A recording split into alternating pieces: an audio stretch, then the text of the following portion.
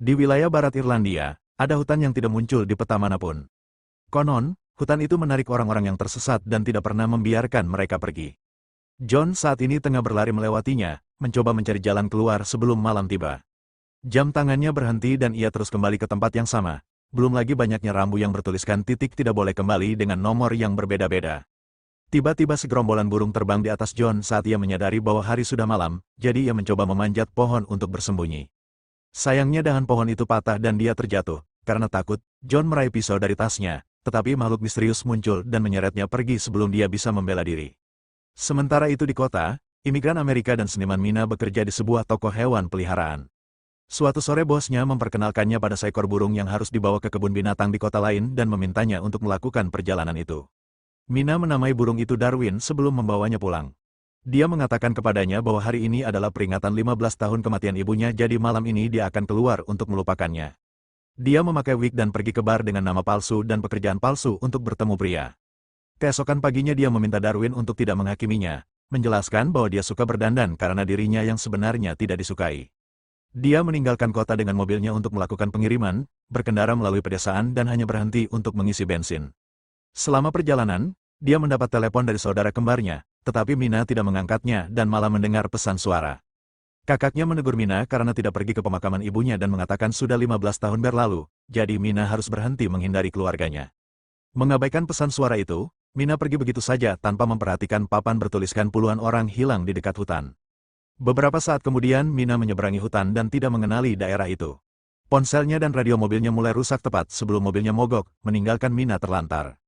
Dia keluar dari kendaraan dan menemukan tanda titik tidak boleh kembali, yang membuatnya berpikir seseorang tinggal di dekat situ. Mina kembali ke mobil untuk mengambil tasnya dan Darwin, lalu dia mulai berkeliaran sambil meminta bantuan. Tidak terjadi apa-apa dan Mina memutuskan untuk kembali, tetapi ketika dia berbalik mobilnya sudah tidak ada. Sekarang dia tidak punya pilihan selain terus berjalan mencari jalan keluar. Saat malam tiba, segerombolan burung tiba-tiba terbang di atasnya dan dia mendengar beberapa suara dan menyadari seorang wanita tua berlari di dekatnya. Mina yang putus asa mulai mengejarnya dan melihatnya memasuki sebuah gedung, di mana wanita itu menyuruhnya untuk segera masuk jika dia ingin hidup. Mina melakukan hal yang sama dan menemukan dua orang lagi di dalam. Wanita tua itu mengatakan namanya Madeline, dan yang lainnya adalah Sierra dan Daniel. Mereka menyebut bangunan ini kandang dan mereka juga tersesat di hutan, jadi sekarang mereka bersembunyi di sana. Kelompok itu menyeret Mina ke jendela cermin saat Madeline menjelaskan makhluk-makhluk di luar sana disebut Watchers. Mereka datang setiap malam untuk mengawasi mereka melalui jendela dan pergi saat matahari terbenam. Madeline membuat Mina melangkah maju dan para Watchers terdengar bertepuk tangan sebagai ucapan selamat datang pada pertunjukan itu. Setelah itu Mina duduk dan menatap jendela cermin sambil memikirkan ibunya. Di pagi hari, Mina meninggalkan kandang, mengabaikan peringatan yang lain. Saat dia berjalan di hutan, dia mendengar namanya dibisikkan dan melihat seorang gadis di kejauhan bertanya mengapa dia melakukan itu. Ketakutan, Mina mulai berlari dan berhasil mencapai puncak bukit, di mana ia mengetahui bahwa ia berada di tengah hutan besar yang tidak terlihat ujungnya. Ketika Mina kembali, Madeline mengatakan kepadanya bahwa mereka semua telah mencoba pergi tetapi tidak ada yang berhasil. Hutan menyebabkan halusinasi dan dapat membuat seseorang gila.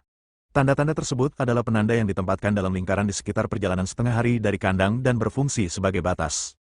Melewati batas berarti tidak akan pernah kembali. Tanda-tanda ini dibuat oleh seseorang yang disebut profesor. Mina tidak punya pilihan selain kembali bersama yang lain ke kandang. Di malam hari, Daniel berpidato untuk mengumumkan kembalinya Mina ke acara itu dan Sierra memainkan musik untuk menari bagi para penonton. Mereka telah menemukan beberapa DVD acara realitas jadi Mina mencoba mengalihkan perhatiannya dengan itu, memperhatikan nama profesor di bagian belakang kotak. Keesokan paginya, kelompok itu keluar untuk mencari makanan dan Sierra mengajari Mina cara mengenali tanaman obat. Sierra menjelaskan bahwa Daniel sering sakit kepala dan menurut John, dia menyukai Sierra. John adalah suami Sierra dan pergi 6 hari yang lalu, tetapi mereka belum mendengar kabar darinya sejak saat itu. Sierra juga berbagi teori Madeline yang mengatakan melihat seorang pengawas bisa membuat seseorang yang gila. Kemudian dia menunjukkan Mina sebuah liang, menjelaskan ada banyak dari mereka di seluruh hutan. Mereka terhubung di bawah tanah dalam sistem terowongan dan di sanalah pengamat hidup di siang hari. Yang mengejutkan Mina, Sierra mengakui bahwa dia dan John tiba di sini sekitar 5 bulan yang lalu, meskipun dia kehilangan hitungan dan tidak begitu yakin. Kemudian selama saat makan siang, Madeline mengajarkan Mina aturan untuk bertahan hidup. Mereka tidak boleh membelakangi cermin, tidak boleh membuka pintu setelah gelap, tidak boleh mendekati liang, dan selalu berada di tempat terang. Ketiganya membacakan aturan bersama-sama dengan cara yang agak menyeramkan. Seiring berlalunya hari, Mina mencoba menyibukkan diri dengan menonton acara realitas dan membuat sketsa di buku catatannya. Di malam hari, dia menatap cermin dan mendengar beberapa suara. Di luar, tetapi dia skeptis. Suatu malam, dia tidur terlalu cepat dan makhluk-makhluk itu mulai mengaum dan menjerit di luar, jadi Madeline menyuruhnya menatap cermin sampai mereka tenang. Beberapa saat kemudian Daniel pergi untuk memeriksa perangkap mereka untuk mencari binatang, menyebutkan bahwa dia dulu berburu dengan John. Mina datang dan terus melihat gadis kecil itu di hutan. Daniel menjelaskan bahwa Madeline dulunya adalah seorang mahasiswa universitas. Guru jadi itulah mengapa dia pikir dia tahu segalanya. Dia sudah di sini selama 8 bulan, dan Mina merasa aneh karena dia belum pernah melihat seorang pengawas. Daniel dan Mina mengakui bahwa mereka skeptis dengan cerita Madeline dan Mina mengusulkan untuk masuk ke dalam liang, mengabaikan protes Daniel yang ketakutan. Dengan menggunakan tali yang dipegang Daniel, Mina turun ke dalam liang dan melihat sekeliling dengan korek api. Dia menemukan banyak benda terbengkalai, termasuk koran dari tahun 1992, kamera video, dan boneka kelinci. Ada juga sepeda yang Mina lemparkan ke Daniel melalui tali. Pada saat itu dia mendengar suara aneh di kegelapan dan Mina memanggil Daniel, namun dia tidak menjawab. Tiba-tiba sebuah tangan dengan 6 jari perlahan terjulur dari kegelapan sambil berbicara dalam bahasa asing dan Mina berteriak lagi. Kali ini akhirnya berhasil mendapatkan kembali talinya. Beberapa saat kemudian, Mina menunjukkan kepada Sierra dan Madeline semua barang yang mereka bawa keluar dari lubang, mengatakan mereka menemukannya di bawah batu besar. Mina mengira sepeda itu bisa membantu mereka melarikan diri. Tetapi Madeline tidak setuju dan dia tahu Mina telah melihat sesuatu. Dia terus bertanya tentang itu, tetapi Mina menyangkalnya. Sementara itu Daniel menghubungkan kamera ke sumber listrik kandang ayam, menjelaskannya kepada profesor, tetapi Mina menyangkalnya. Sementara itu Daniel menghubungkan kamera ke sumber listrik kandang ayam, menjelaskan bahwa profesor pasti telah memasangnya saat ia membangun tempat ini. Kelompok itu menunggu di meja hingga sesuatu muncul di layar. Tiba-tiba Sierra mendengar suara dan kaki muncul di kamera saat seseorang mengetuk pintu. Orang itu berbicara dan Sierra bersemangat untuk mendengar John, yang memohon agar mereka mengizinkannya masuk. Madeline segera melarangnya, mengingatkan Sierra bahwa para pengawas dapat melakukan trik untuk memancing mereka. Sementara John terus memohon dan mengatakan dia terluka. Pertengkaran pun terjadi, di mana Madeline memaksa Mina dan Daniel untuk mengakui bahwa mereka mengacaukan liang. Sierra masih ingin menyelamatkan suaminya, jadi Madeline membuatnya menanyakan sesuatu yang hanya dia akan tanyakan. Sayangnya John gagal mengingat buku apa yang sedang dibaca Madeline meskipun mereka membelinya bersama karena buku itu mengingatkannya padanya. Masih dalam penyangkalan, Sierra meminta John untuk memasang wajahnya. Kamera. Pada saat itu John muncul di layar dan meminta bantuan sebelum dia diseret. Kemudian sesuatu mengenai kamera, memecahkannya. Kelompok itu bergegas berdiri di depan cermin. Sementara pengamat yang marah di luar memukulnya berulang kali hingga retak. Keesokan paginya, Madeline melempar sepeda itu kembali ke dalam liang, berharap bisa menenangkan para pengamat. Mina berjanji dia sudah selesai melanggar aturan. Di dalam liang itu penuh dengan orang, dan liang itu penuh dengan orang. Sepeda itu terseret ke dalam kegelapan.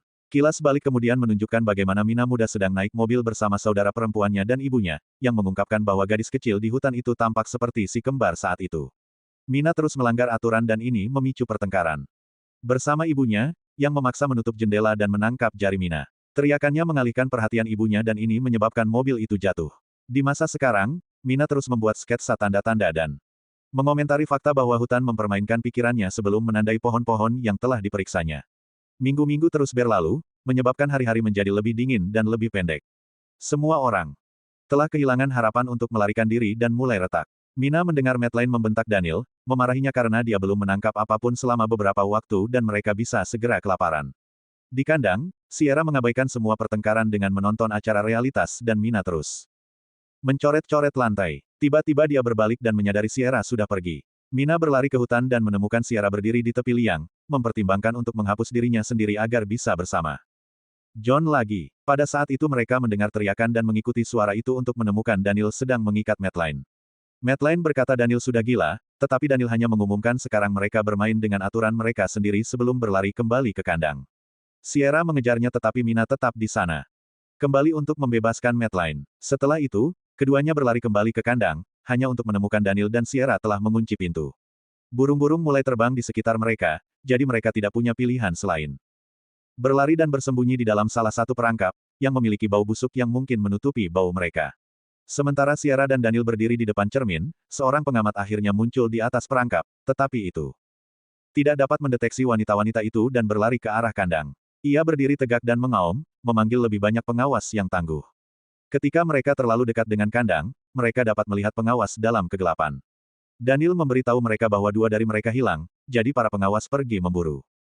Wanita hilang. Setelah area di sekitar kandang ayam bersih, Mina dan Madeline berlari ke pintu dan memohon belas kasihan.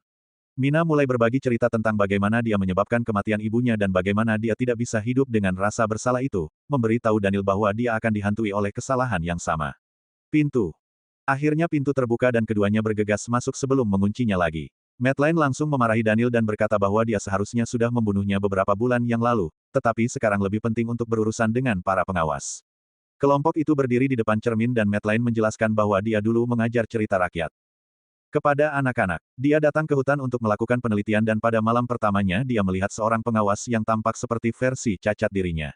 Para pengawas tersebut ada dalam banyak cerita klasik dan juga dikenal sebagai makhluk yang berubah wujud atau peri. Mereka ingin mengamati manusia untuk mempelajarinya dan akhirnya menjadi mereka. Tiba-tiba seorang pengawas mulai mengetuk pintu, meniru suara Sierra untuk meminta bantuan.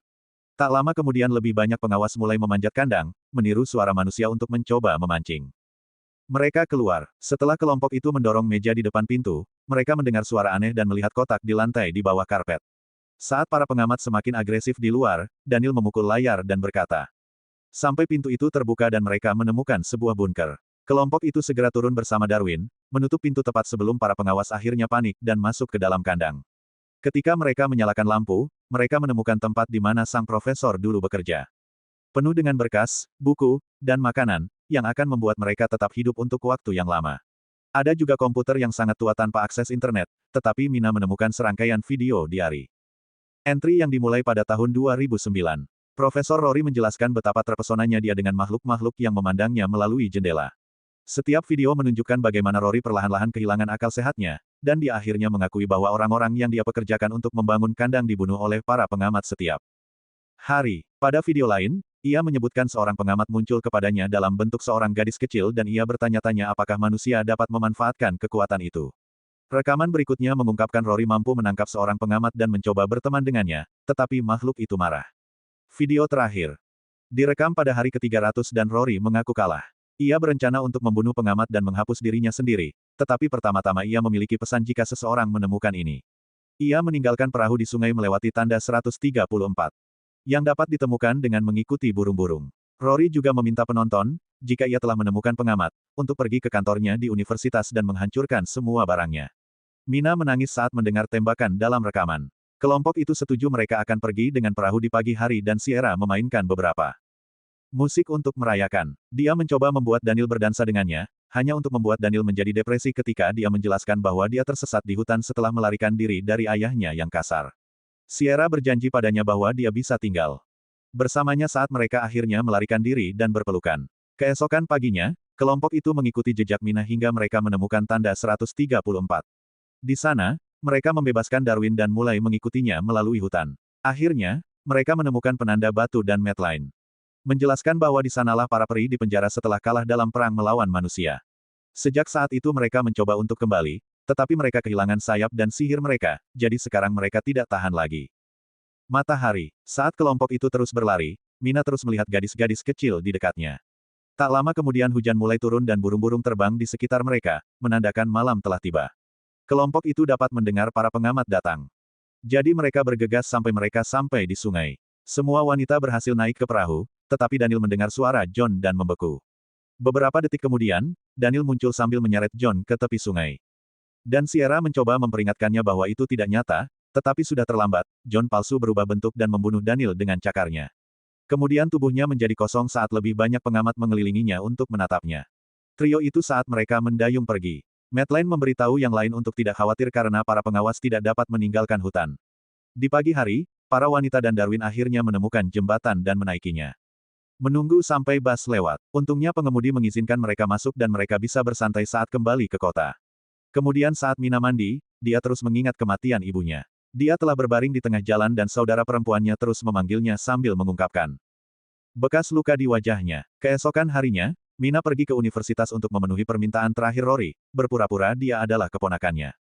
Dia menemukan cetak biru untuk kandang ayam, draft pertama. Makalah penelitian tentang para pengamat, dan perekam pita dengan beberapa penelitian Rory yang mengikuti gulungan bergambar. Sebelum perang, para peri hidup damai dengan manusia sebagai teman dan terkadang bahkan pasangan. Pasangan tersebut melahirkan anak-anak berdarah campuran yang bisa berjalan di bawah. Sun dan Rory mengira mereka masih bisa bersembunyi di masyarakat sebagai manusia.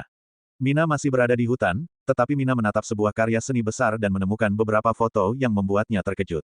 Di malam hari, Mina mengunjungi Sierra dan menunjukkan padanya foto-foto yang ditemukannya, mengungkapkan bahwa Madeline telah pernah menjadi istri Rory. Namun, dia meninggal pada tahun 2001 karena kanker paru-paru. Mina berteori bahwa Rory mencoba menggunakan pengintai yang ditangkapnya untuk menghidupkan kembali istrinya, lalu pengintai itu menjadi Madeline yang mereka temui. Pada saat itu sebuah mobil tiba di rumah dan Sierra yang asli muncul, yang berarti pengawas Madeline telah berpura-pura menjadi Sierra untuk Mina selama ini. Sierra yang asli memasuki rumah dan pengawas merangkak di langit-langit sebelum menjadi John, menggunakan suaranya untuk memberi tahu. Mina mencoba mengalihkan perhatian Sierra dan memukulnya hingga tak sadarkan diri. Mina mencoba melarikan diri, tetapi si pengamat berhasil menangkapnya dan mulai melemparinya sambil mengeluh tentang manusia dan mengambil bentuk Daniel. Sebuah cermin pecah saat Mina jatuh dan dia mengambil pecahannya untuk pertahanan, tetapi si pengamat hanya menyeretnya berkeliling saat si pengamat berterima kasih padanya karena telah membantunya melarikan diri dari hutan. Kemudian si pengamat keluar saat si pengamat mengambil bentuk Madeline, menjelaskan bahwa si pengamat selalu ingin meninggalkan hutan karena si pengamat lainnya. Para pengamat mengejeknya karena bisa berjalan di bawah sinar matahari. Mereka menyebutnya Daywalker dan deformitas, jadi ia pergi ke Rory dengan harapan ia akan membantunya melarikan diri. Namun ketika Rory mencoba menembaknya, pengamat membunuhnya terlebih dahulu. Hanya dalam beberapa detik, pengamat berubah menjadi Rory dan lalu Mina, mencengkeram leher yang asli untuk membunuhnya dan mengambil tubuhnya. Mina mengaku Rory punya rahasia dan si pengawas meninggalkannya untuk membiarkannya bicara, belajar tentang darah campuran dan bagaimana ada lebih banyak dari mereka yang bersembunyi di antara manusia di luar sana. Si pengawas menyadari bahwa saat hidup sebagai Madeline, ia mampu merasakan emosi manusia berkat darah campurannya, dan tiba-tiba tubuhnya berubah untuk memperlihatkan sayap. Ia terbang keluar untuk mendarat di atap dan memberitahu Mina bahwa ia berharap Mina benar tentang keberadaan lebih banyak jenisnya sebelum terbang menjauh. Setelah itu Mina memeriksa Sierra, yang untungnya baik-baik saja. Beberapa waktu kemudian, Mina akhirnya mengunjungi saudara perempuannya dan anak-anaknya untuk berdamai. Dia juga berbagi pengalamannya di hutan, menjelaskan bahwa dia terkadang merasa seperti pengawas Madeline bersembunyi di antara kerumunan, mengawasinya. Bentuknya berbeda-beda, tetapi yang paling umum adalah gadis kecil yang dilihat Rory. Di jendela, Darwin memperhatikan jalan dan si pengamat balas menatapnya.